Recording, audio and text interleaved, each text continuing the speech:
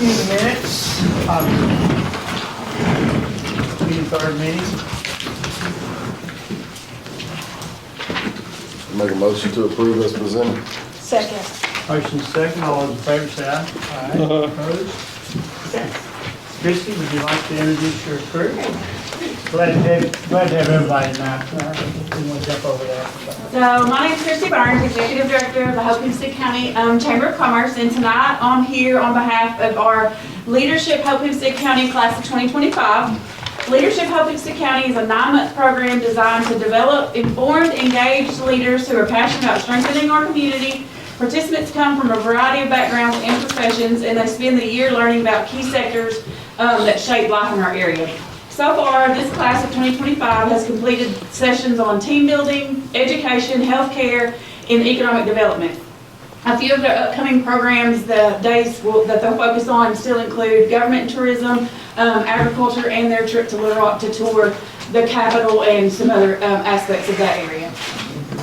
So we're really proud of the work that they've done so far this year and excited for what's ahead. There will be a save the date that comes out, but I also want to personally invite all of y'all to their graduation. It will be at Hempstead Hall on September 25th at 6 o'clock. That will be a great opportunity to recognize these individuals for their commitment and growth throughout this year. So that'll be an exciting time when we make it to September at the end of our program for this year. And also our 2026 applications will be out possibly August, probably September. So we'll help to carry this program on, throughout the years that follow. So right now, I'm going to introduce our class. Some of them are with us tonight. Some of them didn't make it, but we have Daniel Shellman with the City of Hope, Hunter Calhoun with New Millennium, and Jess Smith-Peters is with SWART Today. Jesse Hernandez is with Farmers Bank and Trust. Kelly Wilcox with UAHT. Miss Lisa Clark and Miss Marilyn Marks with Hope Public Schools. So we had a little tour before we came with Mr. J.R. So it's always nice to see the building and hear the new things that you guys have going on. And I always like to hear about who either didn't know or has never seen the Clips Auditorium before. And you'll be surprised. A lot of people haven't and don't know it's here. So I always like to include this in part of our government tourism month. So just want to thank you again for your continued support for the program, for the chamber. And if you have any questions about leadership, I can always help you out. And don't forget to come by your water in office. So, do y'all have any questions? I just make a comment. I was at the graduation last year. I appreciate y'all taking your time out. I know it's a lot more time than what people realize. And I really appreciate y'all taking the time. It really improved the City of Hope with leadership and just dedication and service. So I appreciate you guys. I really do. Thank y'all so much. Thank you. All right. Moving on. Yes, I'll introduce y'all to this new grant, and I'll ask Anna to speak on it as well. There's a new grant in the state of Arkansas. It's called the Arkansas Community Assistance Grant Program. We're going to ask the board to allow us to make application. There's also a resolution attached for that purpose. This grant, I think, comes from the governor's office, but it's being administered by the Arkansas Economic Development Commission. You can apply for up to $1.5 million for things that are eligible under the grant. And one of the things that are eligible are renovations, construction, equipment, or additions to publicly owned buildings, and it includes that healthcare facility. So we met with Anna and the EDC and the county and the city, and we discussed trying to make some applications. I think we also met with the hospital, and it was decided, I think, among the group to make 2 applications. Now, there's only $12 million, I think, for the whole state. So, and so you can ask for up to $1.5 million. Doesn't mean you'll get it. You could get part of that, or none of that, or all of that. But anyway, it was decided, I think, that we're going to make 2 applications. The county's going to make an application, and we're going to make an application. The county's going to apply for repairing the roof up to $1.5 million. That won't do the whole roof. It'll do about half of it, they said. And they asked us to make the request for equipment. So I think the equipment request is primarily for radiology and maybe any ancillary equipment that's needed to install that radiology. I don't know what all the stuff's about, but I know that would be something very important for our hospital. So I'm gonna ask the board to allow us to make this application, and Southwest Arkansas Planning and Development District and Anna are working hard on trying to get this going. And I apologize if I ask boring questions or ask questions that, there's JR again, got a question. I apologize for that. But we're gonna try to make these applications and see what happens. And so, Anna, would you like to add to that? Not necessarily, unless anyone has any questions. How much are we asking for? Yeah. So we unfortunately, as you all know, have not, it's not because of lack of effort, but collectively our community is still lobbying very heavily for state funds to support our hospital. We've been to several meetings at the Capitol, and this grant, there are a lot of grants that do not allow healthcare or infrastructure improvements. So we've kind of beat down every door for those as well along the way the past year. But this grant is more broad, and we believe it's a good solution if we were to be able to receive some of the grant funds. And we were pointed in this direction by some leaders in the state that this could be an opportunity for us. So Would you share with them also, I forgot to mention the match. yes, so we've chosen, because this is a partnership with the county, we believe it needs to be fair and equitable for both partners. That's what we as a group kind of went over. We also believe that, there needs to be a little skin in the game for the hospital as well. So the way that we've decided to go about this is that each grant application will be for one item. So the cities would be for the equipment and the counties would be for the roof. The match is up to 20%. So in the event that we were to receive $1.5 million in both of the grants, that would be $600,000 that our community would have to come up with. The good thing is, if we receive the equipment grant, the hospital is willing to pay that up to 20% match for that.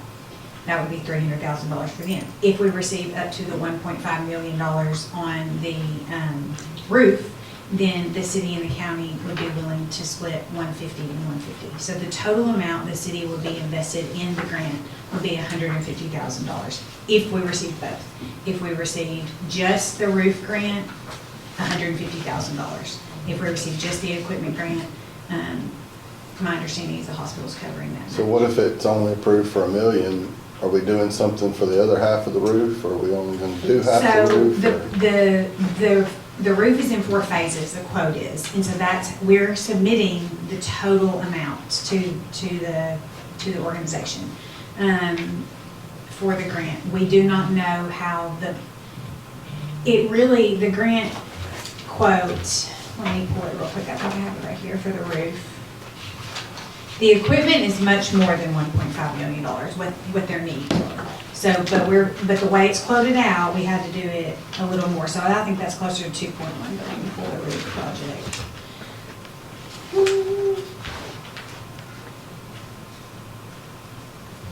Total roof, now I'm not great at math, but 1.1 plus 567 plus 167 is like 1.75 maybe. So total roof project for A, B, C, and D, 4 parts, about 1.75.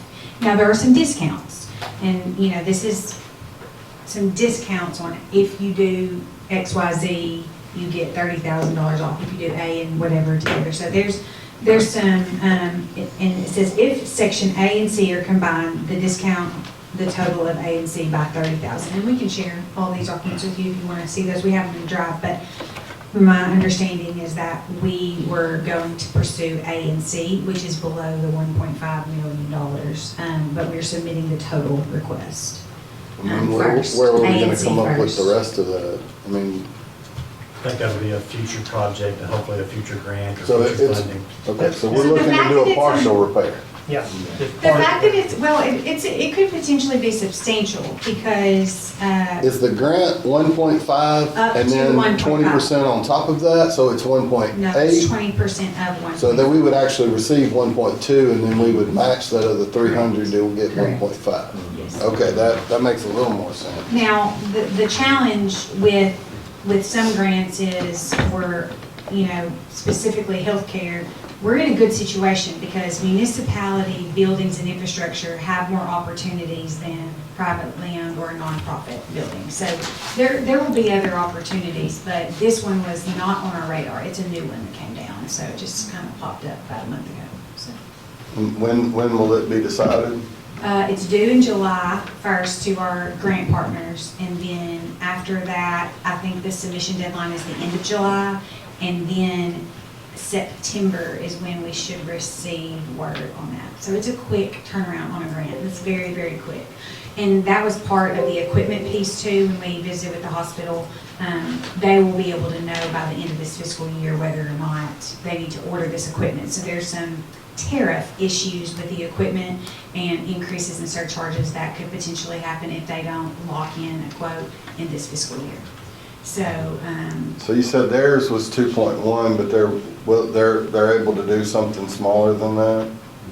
And then do the rest doing another project? for the equipment, Right. I think that they are throwing the idea around of potentially financing the rest. Covering the if we rest receive of grant. it? I mean, I think that the equipment is end of life, and when I say end of life, I think it's past end of life. I think that it's, you know, there's some pieces that are very important to reimbursement rates and things like that. We have a hospital board tomorrow, so I'm gonna hear more about the quote and the details of how we got here, but my understanding is that they're going to pursue replacing the equipment regardless of the grant. We did talk to other communities and regional partners about the grant, and, you know, there was some discussion about, oh, we need to go after one grant, what is the priority for this facility? And obviously, the roof is number one, and then number two is the equipment. But we, after much discussion, and there was a lot of, you know, healthy discussion about it, there are many communities that are going in many different directions because of the broad scope of the project, or for the grant, so. And you may just think about it, just in terms, I think about it in terms of if I was in the business, you know, the equipment grant will help the operator.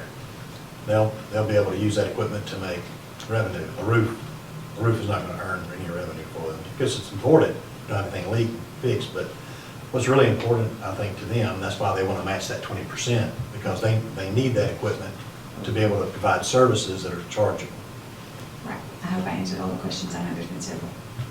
I got kind of off. But for us, I think it's ultimately 1.5 million up to $150,000 we'd have to match. That's, Yeah, that would be your total investment. Now, we've also seen the state with grants like this, I want to be transparent with you all, where, like, we were the recipient of a $5,000 portion of a grant recently for a site development fund. So it happens like that sometimes. You apply for a large amount and you just receive a smaller amount. So, but we want you to know that your total risk would be up to $150,000. And what do you think is, I know we've been trying this for several months with the state, what do you think is the holdup of? Mark, I just think that rural hospitals are having various challenges around the state, and a lot of them have their hand out. We obviously are unique, and we know we're unique, and we're trying to tell that story, but it's hard for communities down the road when they see you get a cookie. They think they need a cookie too. Right. And I just think that's really what it boils down to. I don't think that we're not being heard. I just don't think that there's not been any particular action on our cry. Yeah, we And it have, truly has been a cry. I mean, I Yeah, don't oh, want yeah, to, yeah. you know, without being, you know, overly descriptive. I mean, we've been pleading, so.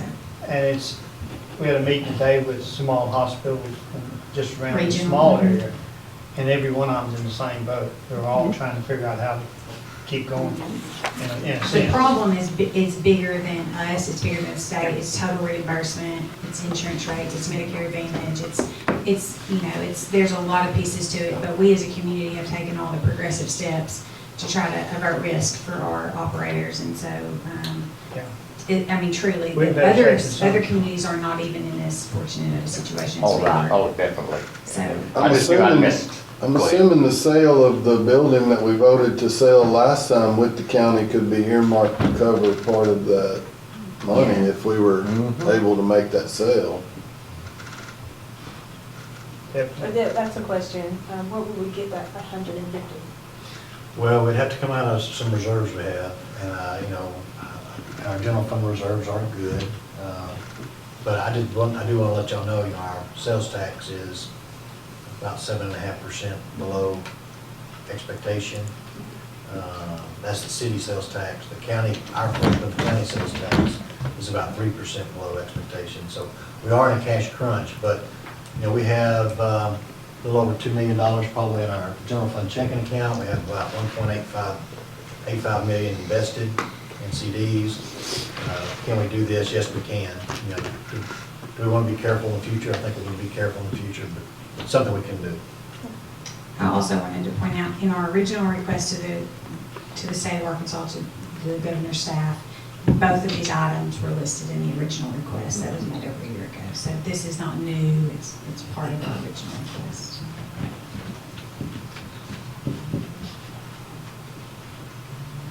And we as a community know that this is an additional ask. We're aware that this is not something that was budgeted for, and we wish that the times were different in this particular situation, but we do have to have commitment for a match to move forward with the grant process to see if we get anything. Has the county already done their resolution? We'll do it at the Last next week of meeting. June. That's what we do. They're always right behind us. Okay, Thank you. y'all heard the predicament. Are we ready to read the resolution? I just had one other question. Have we fully funded our commitment that we made? Yes. It's all paid. Okay. This is, whereas the Board of Directors of the City of Hope, Arkansas has determined that the city meets eligibility requirements necessary to apply for a grant under the Arkansas Community Assistance Grant Program, and whereas the City of Hope desires to enter into a project to purchase and install recommended radiology and other necessary equipment for the city and county's co-owned hospital, and whereas the Board of Directors of the City of Hope recognizes the need for the project, concurs with its importance, and supports all efforts to proceed with the same. And whereas the Board of Directors of the City of Hope, Arkansas understands that 20% cash or in-kind local match is required, be it further resolved that the Mayor of Hope, Arkansas and/or the City Manager of Hope, Arkansas is hereby authorized to submit an application for formal request to the Arkansas Economic Development Commission for purchase of necessary equipment via state grant funds in the amount of $1.5 million to aid and assist the City of Hope in executing the proposed project described herein. The mayor, city manager, or city finance director is further authorized to administer the grant funds for the same project. All right, you've heard the resolution. Is there a motion to pass it? So moved. Second. All those in favor say aye. Aye. Opposed? Okay. Item 6. Y'all try to go this fairly quickly, but the ball game is on. We're good. We're winning right now, so. Yeah, we're winning. No hurry. Last week, I talked to y'all about the needs of wastewater, and I told you about what I think for us to cover the debt service, what it'd cost extra per month, per user of the system. And we went through that last meeting. This meeting, I want to bring you up to speed on the sanitation. Basically, what I'm talking about is collection and landfill. Those two entities. So briefly, as we look at it as staff, we're looking at our short-term needs. Things are really pressing that we're going to have to do shortly. And they're spelled out for you here in items 1 through 5 that are short-term needs. New bailing system is going to cost us about $900,000, and Mark's been in here several times telling you, and he's here today, and Nathaniel's here today. This system's on its last leg. We've replaced belts, we've replaced metal structures, but it's a dying machine. It's about 30 years old. Yes. The remediation project, which you know ADQ is going to force us to do, that we don't have any kind of funding for. We've already tried the post-closure funds, we got rejected. We haven't been able to find any grant that's really on point with this. And we've had some people looking around for us, SCS and stuff like that. But that's gonna probably be about a $500,000 job when we get the authority to go. We're not prepared to go yet because ADQ has not approved our plan. I expect, we've been going through this for 10 years. We don't know. But our plan is before then, and the last time we had a physical meeting with them, maybe 7 or 8 months ago, they said this plan looked good. Now it's on somebody's desk trying to get approved. So that's where we are. We know our Class 4 landfill sale, it has about 3 years of remaining life, so What's in the class 4? that's the construction materials. Class 1 is garbage, your household garbage. Class 4 is your construction materials. So our Class 4, typically the last one we built was built for around a 10-year life, and we're getting about 3 years away from that, so we know that's looming, coming. And the biggest equipment needs we have coming, we bought the dozer this year, but the other two looming needs we have coming on the heels of this, and all this equipment's getting expensive, are the new track hoe and a skid steer. That's gonna be it. Those two pieces of equipment would total to about $500,000. Then I threw in some contingency money in case JR's estimates and what we've heard from others are a little bit off. And so we're looking somewhere approximate $2.52 million just to fund these short-term needs. Now, we're not doing well in the sanitation department. We're not, the money, we don't have reserves. We have about $400,000 in the bank, and that is it. There's no CDs, no investments. There's $400,000 to pay operations and do our work with. It costs us about $1.8 million is what we get in fees a year that we operate with, and we have that in our $400,000 in cash. And with the 7.5%, that may not affect these fees because these fees aren't based on sales tax, but we've never grown in this department. We've been warned by auditors numerous times, we need to do something to get this up. So what I would propose is very similar to what I proposed on the wastewater. Our sanitation fee is not broken out into debt service and operations and maintenance. It's just one fee. What I would propose is we break out that debt service and let's figure out what a debt service cost would be and have that cost in there, and then have our operations and maintenance fee in there, and anything we go over, that could build up our reserves over time. So that's the way I approach this little example for you. Our current debt service, besides this $2.52 million looming need we got looking at us in the face, we have a $270,400 a year payment roughly on our existing 2016 bonds. And then we have two equipment debt services that will be expiring next year. We have one that will remain, which is about $73,000. So if we wanted to include in that $252 million, if we wanted to add in $343,525, they'd cover all of our debt service in 2026. So that would cover it all.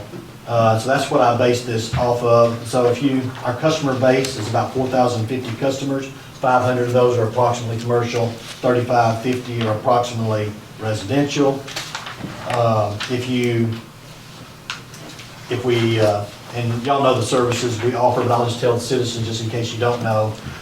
We have twice a week garbage pickup. We pick up your limbs, your leaves, your rubbish on the side of the road. If you want anything picked up out of your house like rubbish, couch, bed, all you got to do is call 870-777-8644. You tell the lady your address and what you got out there. We people come by and pick it up.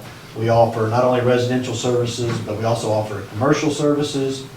And we've added to our department, now they're picking up trash individually when they have extra time, when they finish their runs early. We have a team that picks up trash in our city.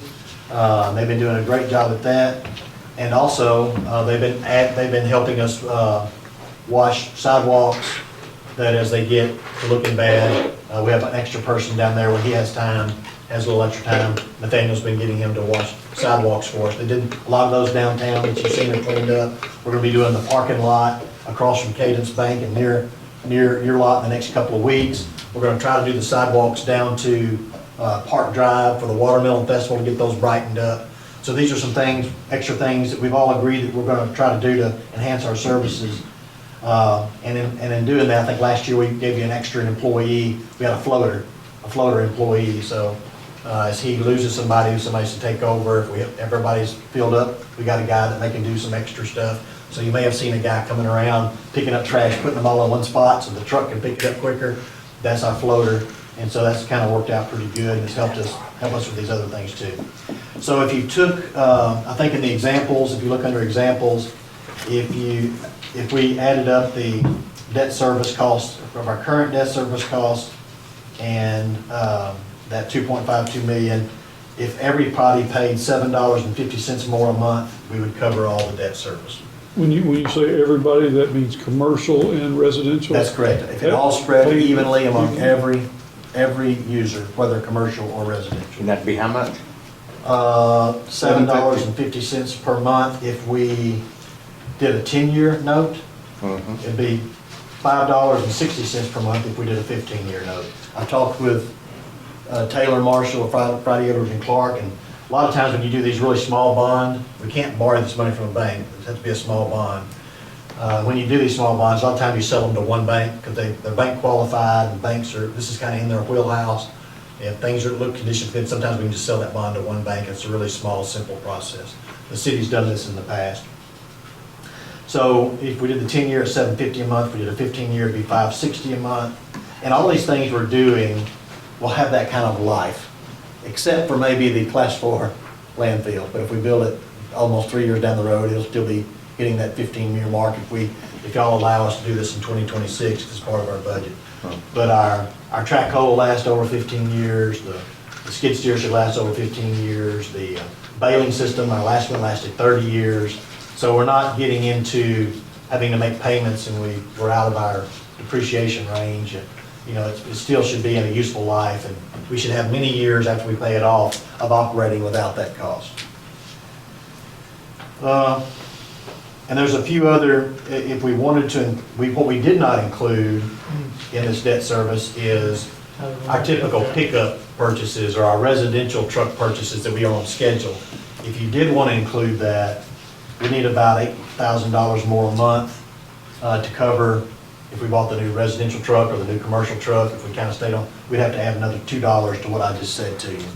So the $750 would go up to $950, the $560 would go up to $760, and that would cover probably all debt service, including that kind of short-term vehicles that we've typically done less than 5 years.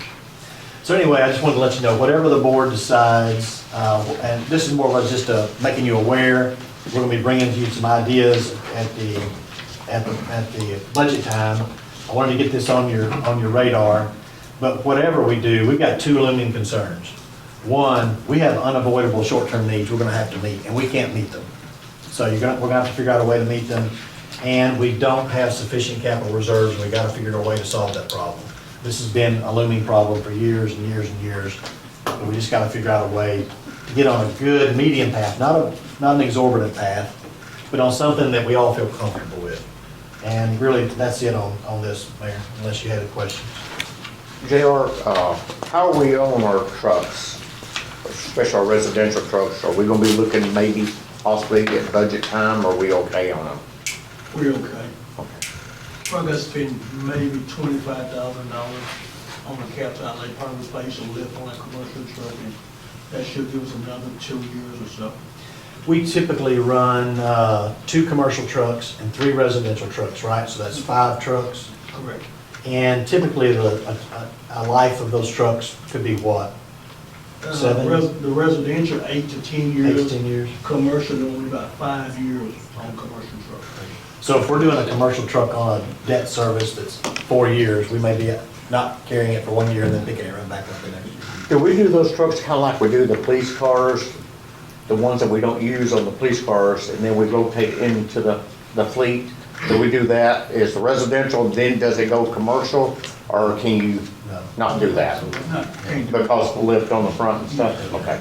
But what we do is we'll take our best 3 trucks, we buy a truck, we'll sell a truck and make another one our backup. So we got two that operate, keep one backup. Commercial, 1 operates and 1's a backup.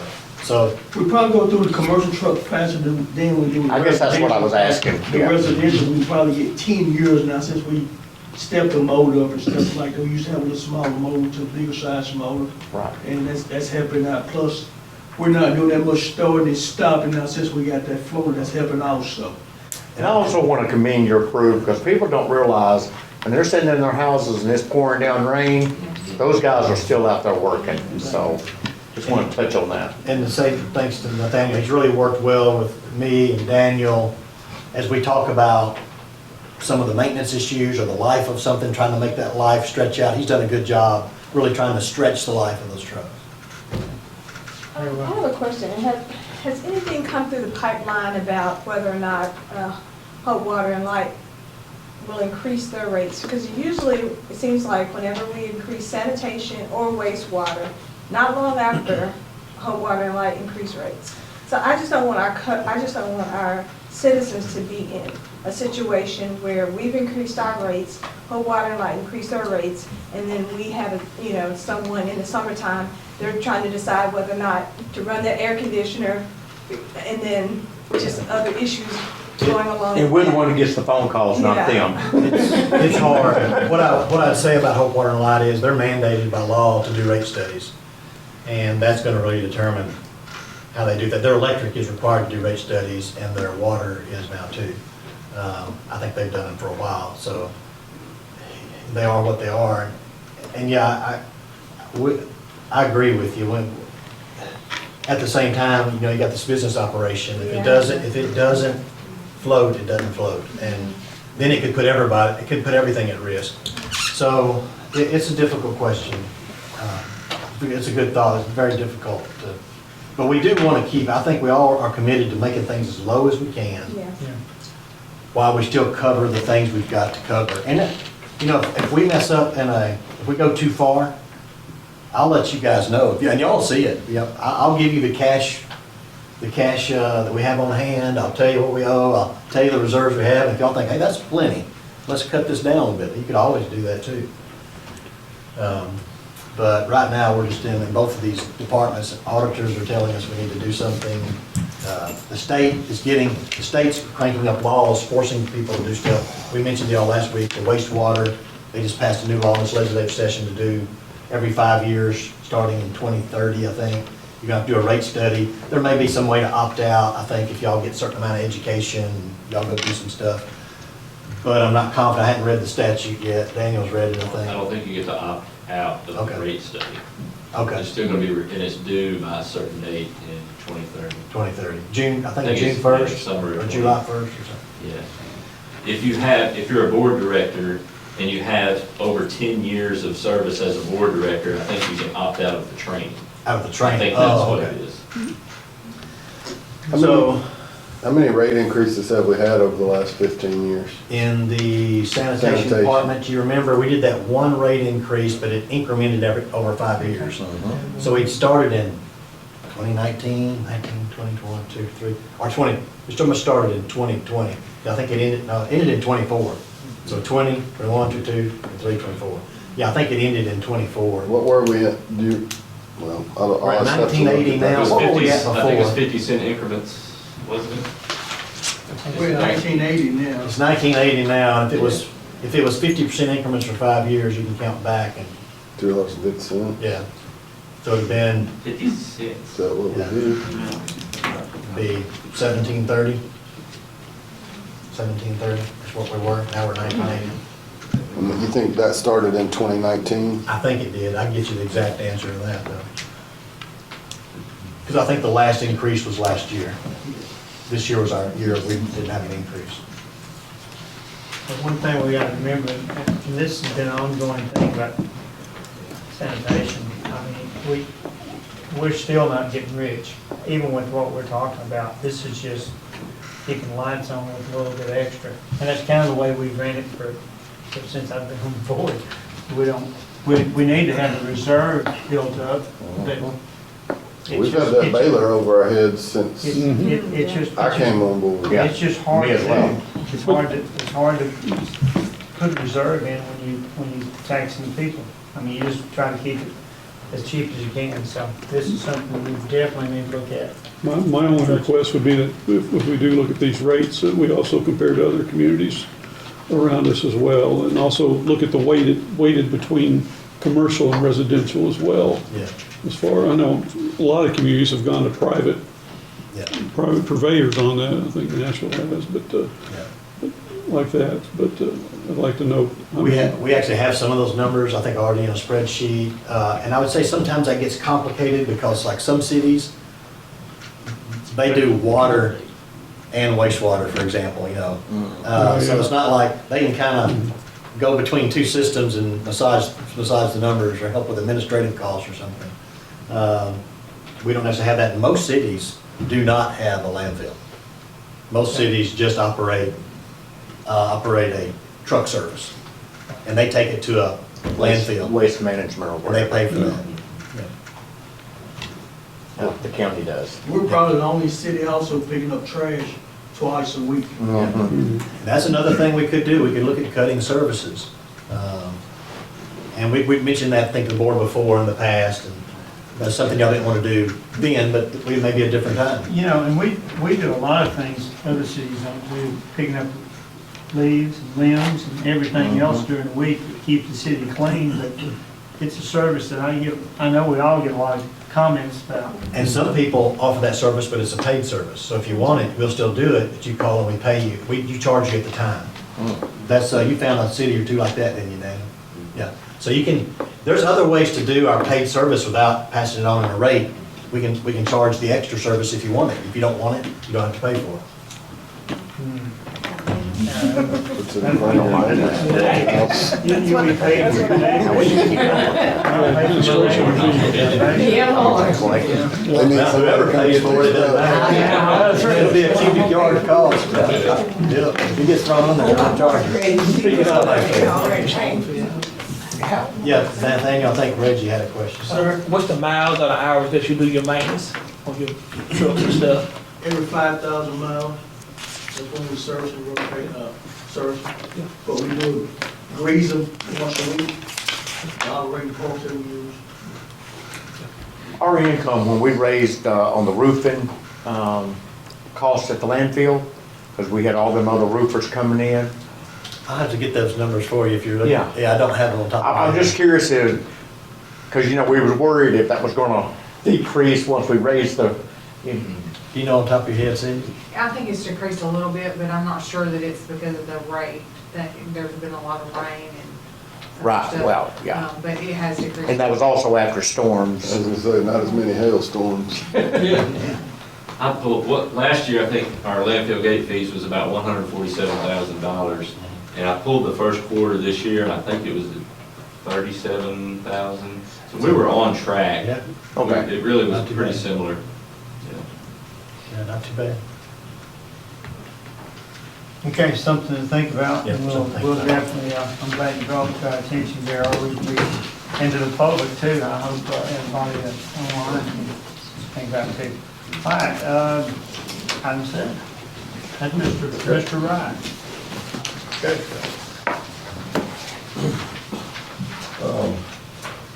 Probably about the first part of 2023, I enlisted the help of a young attorney here in Hope to help me in district court and to help her, as a young attorney, become a better trial lawyer, because that's the only way you get experience is being in court.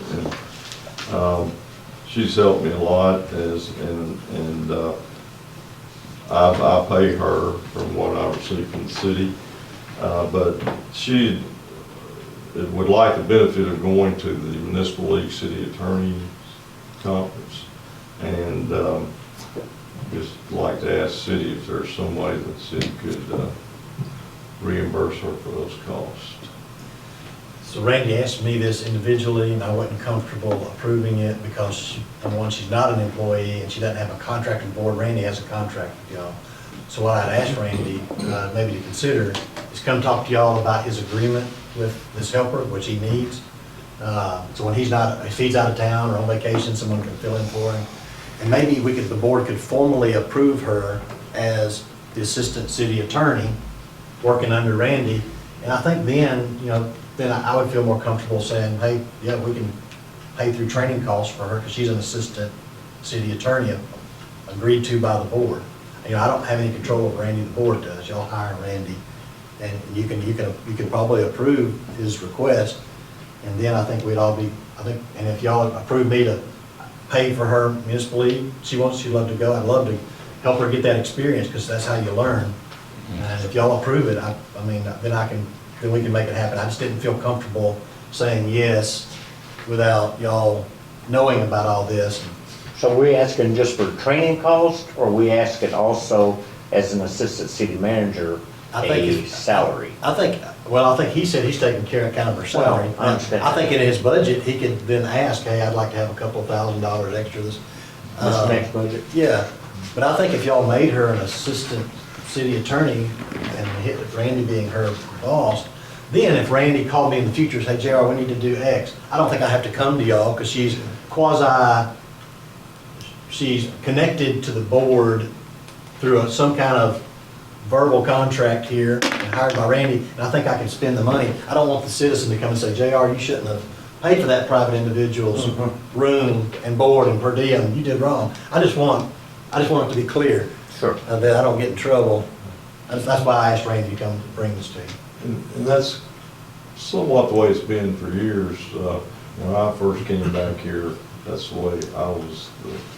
John Robert Grace was the city attorney and I was his assistant. Just did it that way, you know. It's not unusual. Plus, it just gives her experience that, you know, that's going to help the city in the future, I hope. So if we do this, I think we need a name. Oh, we did. Who it is. Brittany Edmondson. Okay. The only question I have, if she's an employee, is it, we need to say, is it with benefits or just, No, she'd just be like a part-time employee She's under just Randy. part-time that I pay. okay. Yeah. Like he's contracted. I'm on a contract. Yeah, he's contracted. Okay, Yeah. okay, I just want to make, So I just pay her out of that. Okay. It should be contracted to Randy, but also y'all would have approved her as this and allow me to spend city funds on her, helping her training Right. and education. Okay, would the same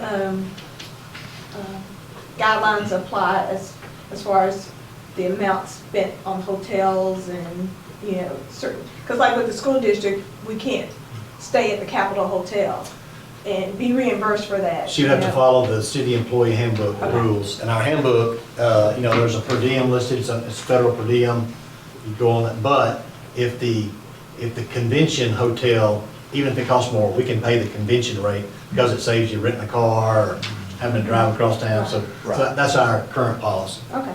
Yeah, but they'd have to follow the employee handbook. I think she'd just submit her whatever expenses were and J.R. approved whatever is allowed, you know. We may not be all of it she submits. Okay. But I'd let her know too, so she could be aware. Okay. All right. I think we've covered this. What's the will of the board? So I just need, are we approving the reimbursement of the training, or are we approving a title? I'd like to see both. Yeah, I'd like to see both. Okay, then I'll make a motion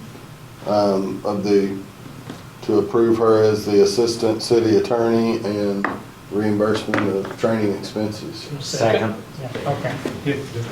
And all those in favor, aye? Aye. Opposed? Good, okay, thank you. Thank you, Randy.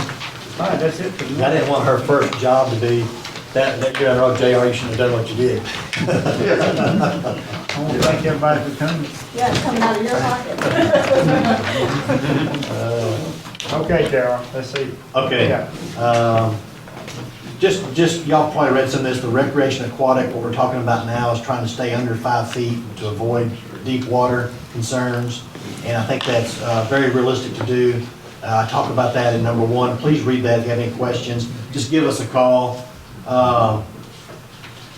But I'll tell them, unless somebody says something different, hey, plan on this under 5 feet thing on the design, and that's recommended for the multi-purpose use of all pools. Tennis pickleball splash pad. The splash pad is got the geotechnical report, should have been in this week. We should be going to bid hopefully next week. Tennis pickleball, we're still waiting on geotechnical and topography survey. So that'll be a couple weeks down the road, but I'll let you know when that goes to bid. The Kopecky Memorial update, we've been working with tourism to try to move the design along, so hopefully, We're getting there. all right, hopefully that design's moving along, and at some point, tourism will make a decision on the design, and we'll move forward to build whatever the tourism asks us to build. And that'll be paid for through tourism. Wastewater projects, we're still setting up the pre-construction conference for the dredging. I think that's on the calendar now. They got it worked out. We're still waiting on some ANRC concurrence on the automated valves. They lacked a little information, we found out, so we got them that information, so hopefully that'll get worked out. Our HFD project, they're coming back tomorrow morning to hopefully finish up the asbestos and ESA study, so we're still in that progress. It's been a little more challenging than we thought. We went to the Anna's Economic Development Commission meeting on the 13th. We had a really good meeting. Anna brought everybody up to speed on everything that's going on. That was about a 2-hour meeting, and a lot of stuff going on there, and a lot of effort being made. Daniel and I attended the FEMA's recovery scoping meeting for the storms that went from April 2nd through the 22nd, and we're trying to recoup some money from that if that's possible. Hope-Water and Light's also doing the same. The city sales tax revenues, I've already told you that they've declined. You see those numbers there. Hopefully they'll come back around. If not, I've asked the general fund, part of our budget, to start tightening the belts, to do the best they can to cut unnecessary spending to the extent possible. The code enforcement, we all asked about last week, so we have them set for the last meeting in July. So I talked to Dorsey, he said, give me to the last part of July, which I thought would be better too, because some of y'all may be on vacation and July the 4th or something, you may miss that first meeting, so we thought that'd be better. I did give y'all the charitable Christian clinic numbers, at least the numbers I could find. The total cost that I had here are $454, $462, I think that was from the asset list. Going back through the minutes, there was an engineering and sampling fee that we found of $16,920. And also the asbestos and lead paint removal, I found a cost to charge of $51,488. That was bid out by the board, and the board accepted a bid of that amount. I'm not saying it didn't go over that. It may have, I don't know that for sure. So somewhere, this is gonna be somewhere close. I do know that Chris Thomason, when he was representative, he got some general improvement funds. That's when they had those back then, where representatives had a little more say on how those could be spent in their districts. And I think he was able to help us there some. I'm not sure if that's in that number or not, but that's what I was able to find so far. And I'll dig some more, see if I can find anything else. That's really everything I I had. would like to go back to item 5 and just take just a second to talk about that, just for a second. The initial bond issue is going to be only for the 2 acres that the fire department is on.